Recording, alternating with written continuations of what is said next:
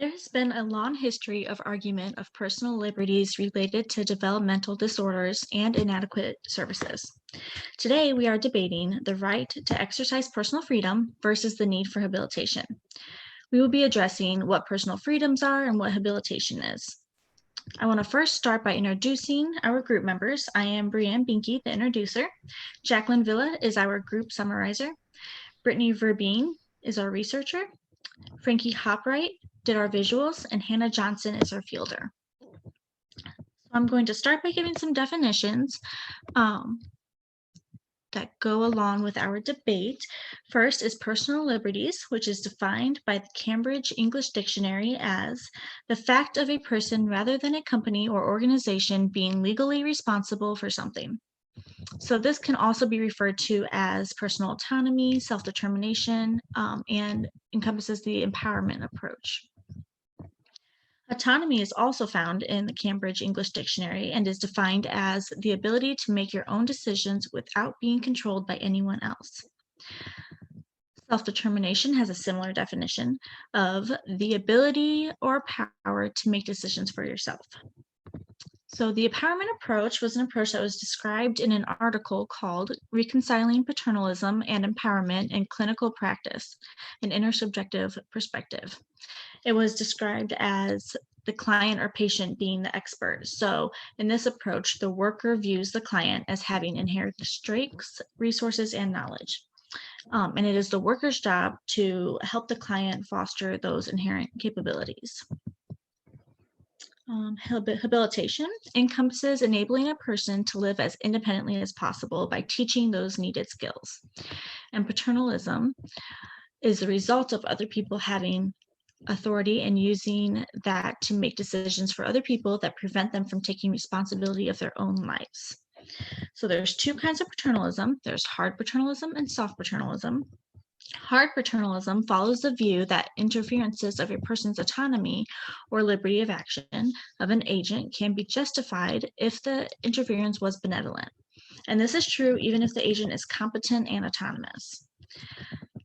Soft paternalists, on the other hand, only justify intervention when the agent is not sufficiently competent and autonomous.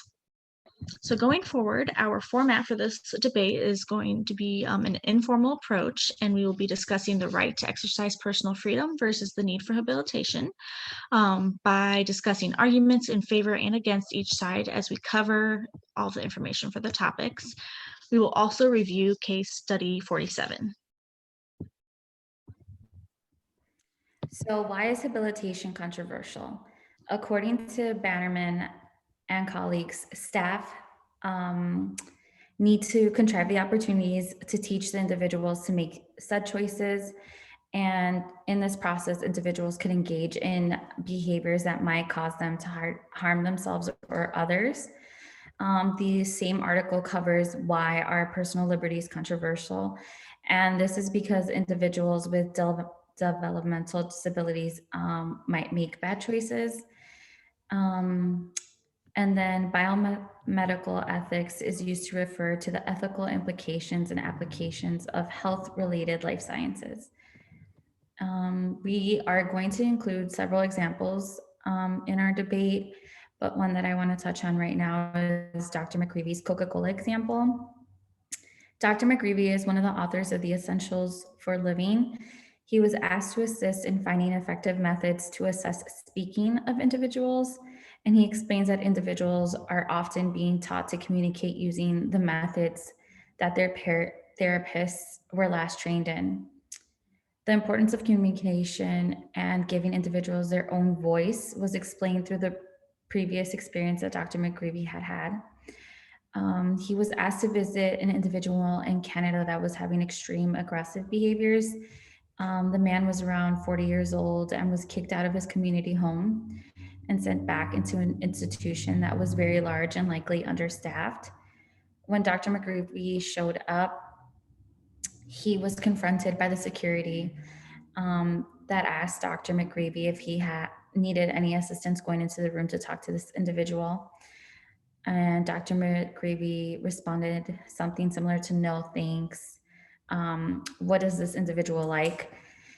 And it was then at this point that he discovered that the individual liked Coca-Cola. Dr. McGreevy purchased Coke and he began to pour a little bit of it into a cup and then began to pair it with the sign for drink. By the end of the day, the client was imitating the sign that Dr. McGreevy was modeling, and Dr. McGreevy insisted that they begin to teach him more signs to allow him to request for things and to be honored immediately. When he was leaving, the client approached Dr. McGreevy and picked up his bags and walked him out to his vehicle. Dr. McGreevy drove away, and the individual independently showed the sign for drink and waved to the doctor with a smile on his face. An interesting part of the story is that Dr. McGreevy had discovered that they were limiting the client to 1 Coke a day, which he had requested to be moved up to 2 to provide as many learning opportunities for this individual as possible. This is important to remember when making choices for others. If an individual is less aggressive due to their ability to make requests and they are honored, then would be likely be the best case to allow him to drink 2 Cokes a day versus the 1.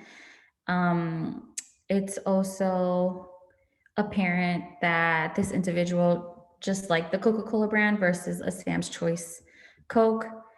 The institution was limiting the amount of drink because they thought that it would be too high in caffeine and in sugar. By having access to the ability to request these items, it ended up changing his life. He later learned to do more sign and then was able to move into a less restrictive community environment, and also later on joined a bowling league.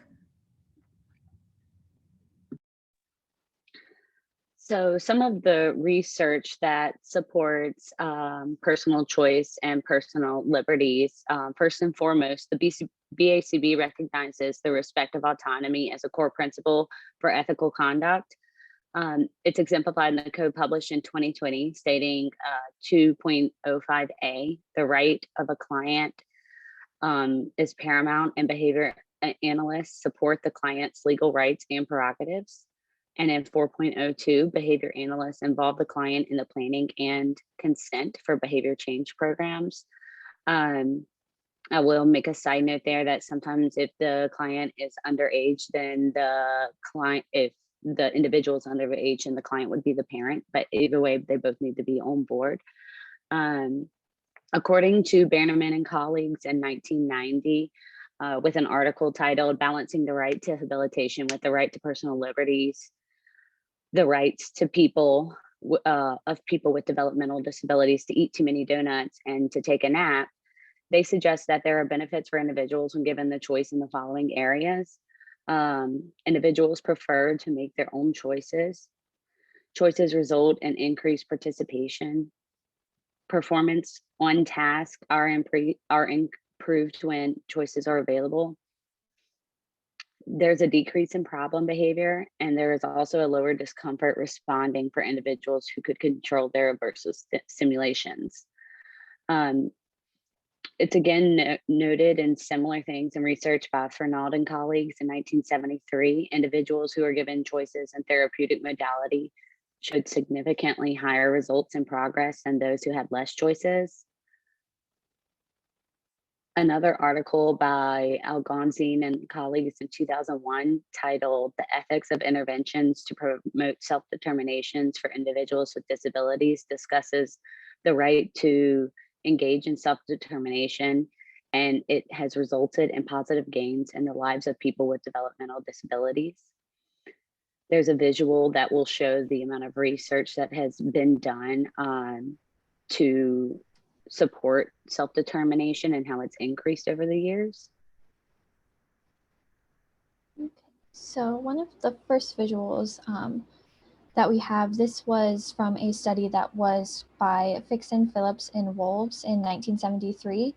And in the study, they were looking at teens who were in a correctional facility, and those teens were given the opportunity to participate in the establishing their own rules for their behavior, monitoring their peers for any kinds of violations, and holding quote unquote trials for their peers once a violation had been made to determine the consequence of that action. And this gave them the opportunity to actively participate in their treatment, which is something that they were not typically allowed to do in such a setting. Overall, this increased the teens' participation in their programs when they were helped led by teaching staff. They reported feeling that they felt that they had contributed a large portion to the rulemaking and also held each other accountable by reporting a large amount of violations that their peers were committing according to the rules that they had set up themselves. And this helped teach them how to participate in democratic decision making and improve their overall participation in their programs, lowered their problem behavior, and just gave them a better overall outcome of the treatment in general. And then the next visual here, this just shows a graph of the amount of research that has been conducted surrounding self-determination. So there was a first initial spike around the 1980s, the late 1980s, which was around the same time that Willowbrook State School closed its doors.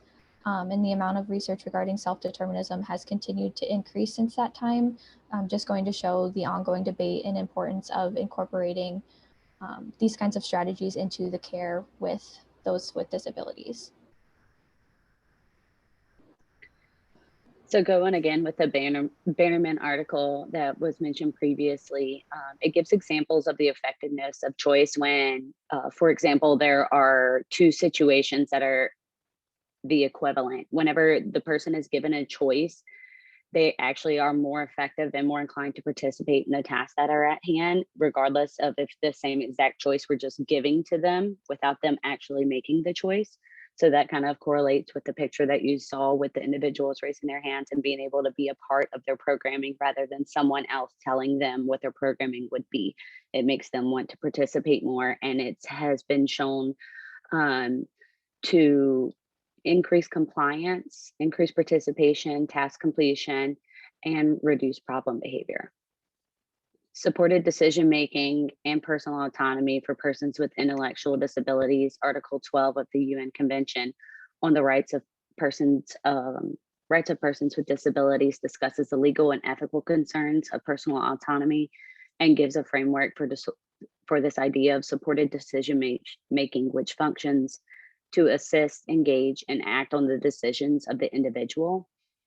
It helps individuals make their own choices rather than it being imposed on by another.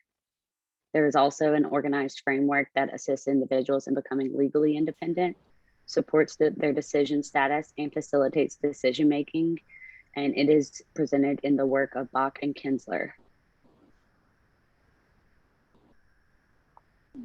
And this next visual is a similar timeline that starts in the 1940s. And around this time, people with developmental disabilities were either living in institutions or at home with their families. And then in the 1970s is when the horrific conditions of Willowbrook were exposed, ultimately leading to its close in the 1980s. And because of this, and with the whole deinstitutionalization movement as a whole, there was a large emphasis on family training programs in the 80s and 90s, and just community-based residential options for these individuals. And then after this, in the 2000s, there has been state and federal laws passed in order to help improve the efforts to provide individuals with disabilities community housing opportunities, and just different residential programs. And this shows the increase in efforts to make sure that we are providing opportunities for these individuals to have some self-determinism and autonomy in their care, while still being cared for as a whole.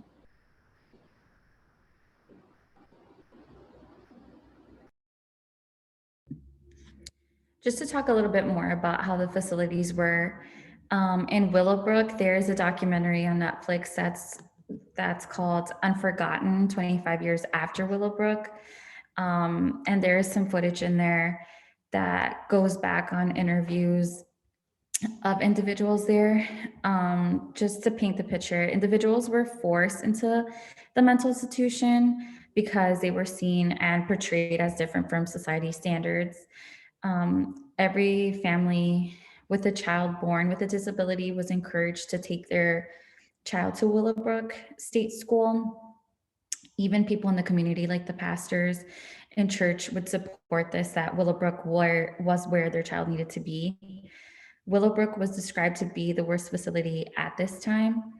The patient to staff ratio was horrible. There would be days where there were 4 to 5 staff members per 100 people, giving these people 3 minutes to eat for lunch.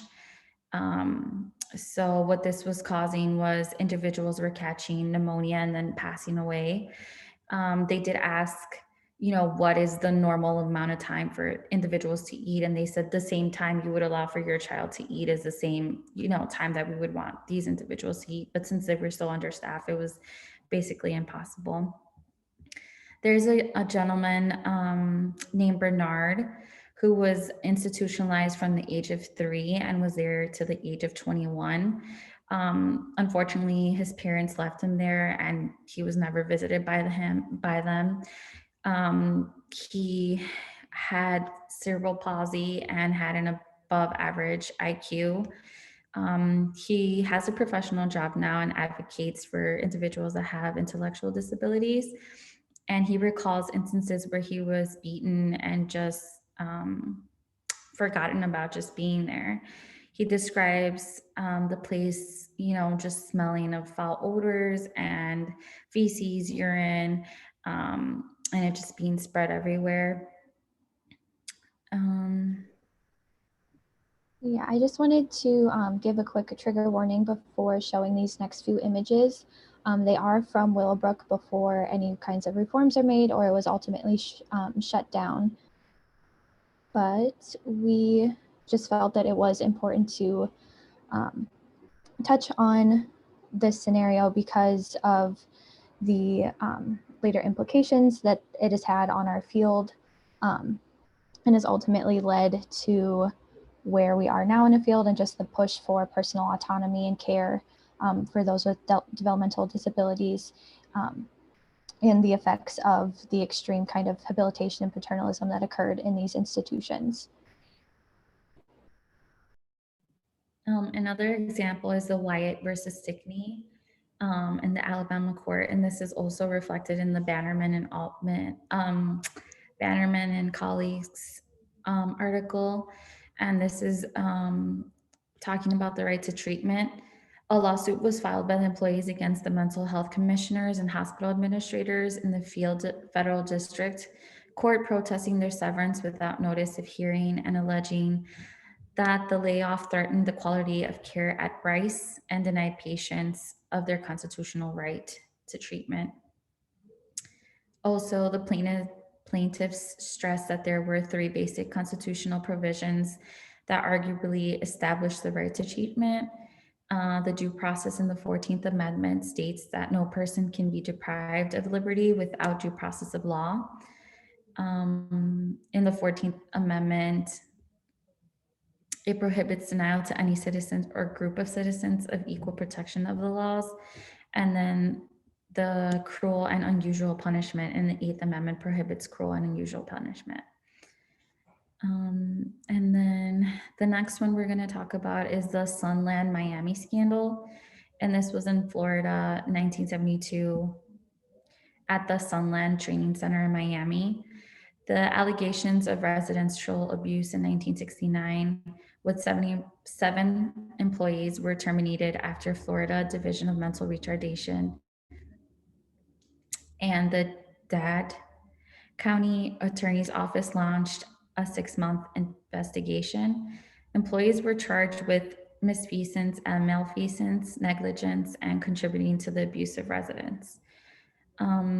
This specific case is in our ethics book on page 6, where it speaks on Dr. E and how he presented himself as an expert in behavior modification and had recently joined the staff in 1971. He had established a treatment program that consisted of forced public masturbation, forced public homosexual acts, and forced washing of the mouth with soap, beatings with wooden paddles, and excessive use of restraints. He used 3 main guidelines, and these were: emphasize natural consequence of behavior, devise your own immediate response to problem behaviors that might crop up where no other instructions apply, and do not threaten and follow through on every single contingency. So while these were some of the initial plans to habilitate humans or people with special needs or intellectual disabilities, it's come a long way, but we also still have to discuss the habilitation and the paternalism aspect of this.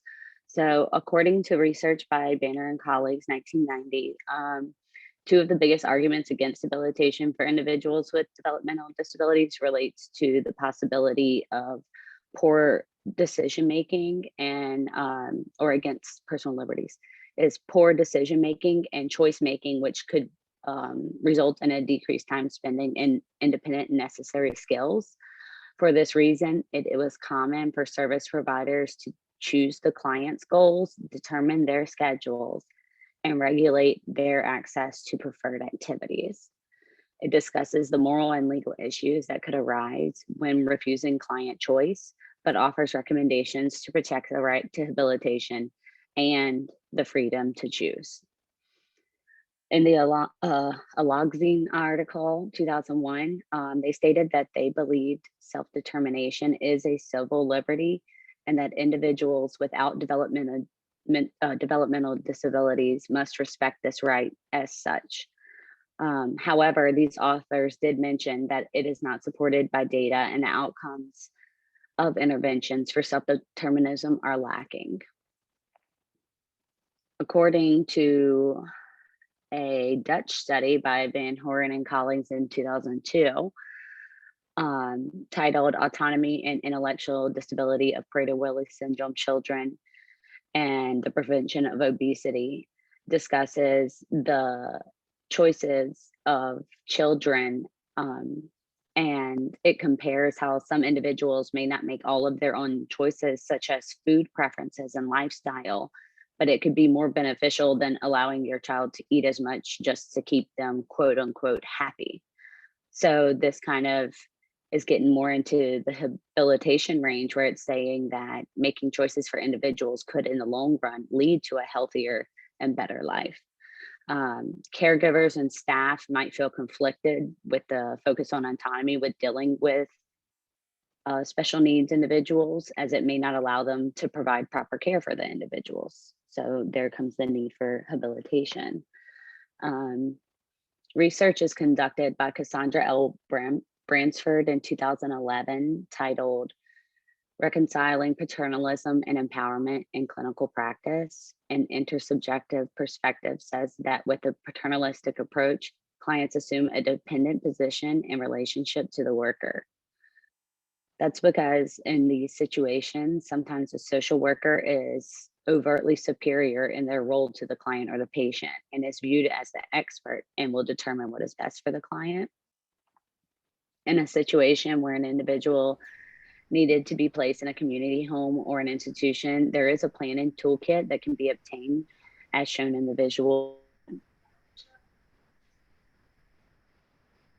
Okay, this visual, this is something that is provided by Autism Speaks, and this is a tool that can be used for families as they are deciding to set up residential treatment and living for their loved one. And it lists things such as budgeting, supervision, and self-direction, and leaves space for families to determine if these things are priorities to them and where they are willing to compromise when looking for various different agencies and residents for their loved one. And depending on the family and the individual who will be receiving the services, the results of this tool could err more on the side of paternalism, in particular if the individual who will be receiving the services cannot actively participate in some of the decision making. But ultimately, this is a tool to help families determine what is best for their loved one and helping them find the right fit for that particular service.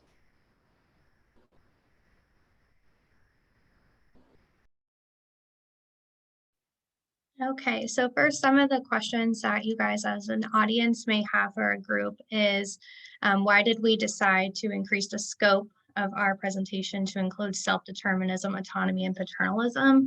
Originally, the project was to be about habilitation, and we started our research with solely this focus.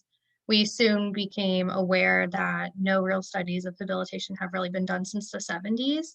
And so that kind of led us to some dead ends, but an accidental encounter with these other terms brought forth more updated and recent literature, bringing the point that these fall under the realm of habilitation are just updated terms that researchers and lawyers are now using rather than habilitation.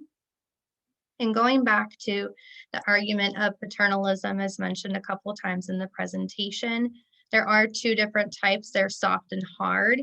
And so soft paternalism does give autonomy to clients. With someone still overseeing them, can this be a win-win situation? And according to lawyers, it's not. That soft paternalism is still too paternalistic over people. So basically, soft paternalism is classically used for individuals engaging in severe self-injurious behavior. And the way that judges and courts interact with soft paternalism is basically putting someone in charge of the client to make their choices. But according to the law in many states and countries, that self-injurious behavior does not classify as harm to others, and the judges are making specializations for these cases. And oftentimes these individuals will have their rights taken away permanently. And so just for engaging in self-injurious behaviors a couple of times, a judge could rule that they are no longer allowed to have any say in their treatment moving forward. And so it kind of goes back to how we're behavior analysts and other professionals able to engage in limiting these rights of autonomy. And so when the Sunland Miami scandal occurred, there was not a governing body with an ethical code for these professionals to adhere to.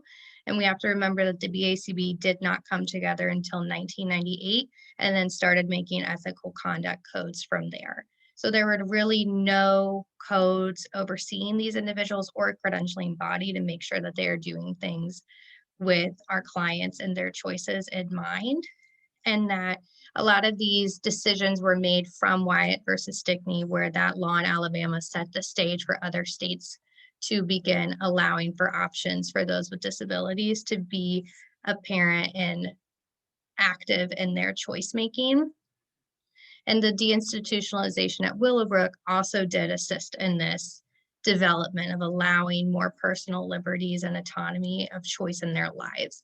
So for example, Bernard, if he had been at Willowbrook for his entire lifespan, he never would have had the opportunity or given the choice by his caregivers to hold a professional job as he is currently. And so this kind of let him be able to take this route in his life and really blossom into a role that aligns with what he's needing. Whereas if he was still in that situation, he would have been stuck in a day room like the pictures that you saw, with really no activities or of interest for him to continue to grow and prosper. And a lot of times there are good intentions when we are limiting the rights of people with developmental disabilities and autism, such as health and safety, like too much Coca-Cola, too much food, and that what are some options for us as professionals in this situation? Well, our code does state that we can do a medical consultation if necessary. And if it turns out that the most effective reinforcers are those tangible food items or items with high sugar, high fat content, maybe it might be best for us to get that medical consultation to see if it's safe for that individual to consume multiple Cokes a day. For instance, if they have diabetes or another illness, it really might not be the best call. And then we have to go back to the drawing board with the client and find other reinforcers, but we shouldn't just completely exit out just because what we think is safe may not medically be true. And then other arguments go back to poor choices, safety, that, problems with cooking for themselves, public transportation, and that these kind of align with why we are restricting choices. And, I want to bring up the point that assessments are a major part of behavior analytics services. Assessments are a part of our intake process. And there is an assessment of functional living skills guide by Dr. Partington. And it is going over these functional skills in 8 domains to determine what is this individual functioning at and how can we safely give them these skills to make them actively participate in their environment individually. So we do have assessment tools that we can utilize to help us find ways to increase safety and teaching safety so that we're not restricting choices for these individuals that we do serve. And so sometimes individuals may not want to engage in activities such as case 47. The BCBA has an individual, Marcus, on her caseload, and he is engaging in severe hand biting when they want him to move into activities at his day have. And so what do we do in these situations where he's engaging in self-injurious behavior, but we still have to teach him these skills, social skills, daily living skills, life skills, but he's obviously saying, I'm not interested in this, and what do we do? So it may be best for us to go back and do a preference assessment or an interview with Marcus and his caregivers to figure out what are things that he likes, whether it's movies, cooking, napping, whatever that may be, and find ways to incorporate those skills that we looked at in like assessments like the AFLs or things like that, and teach those during times when he's going to be receptive, but also when it's going to prove the most potent. And so sometimes we may have to think of other avenues. We may be losing out on teaching time in the beginning, but are we gaining it in the end? You know, we don't know. So that does kind of bring up the balance of choice, but also with still getting that skill treatment involved in there.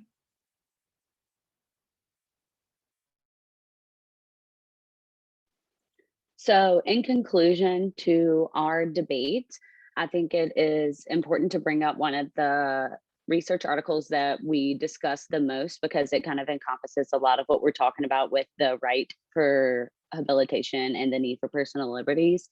And in the conclusion of the Bannerman, it was written in 1990, they have quoted, all people have the right to eat too many donuts and take a nap, but along with rights to come responsibilities. Teaching clients how to exercise their personal responsibility should be an integral part of the habilitation process. While learning, clients should be encouraged to make as many choices as abilities allow, as long as these choices are not detrimental to the client or to others, unquote. So we kind of feel like we're still in this process as behavior analysts and determining when to step in and help a client and help individuals, and when to allow them to make their own choices, as Anna just discussed in the case article above, and when to respect their autonomy.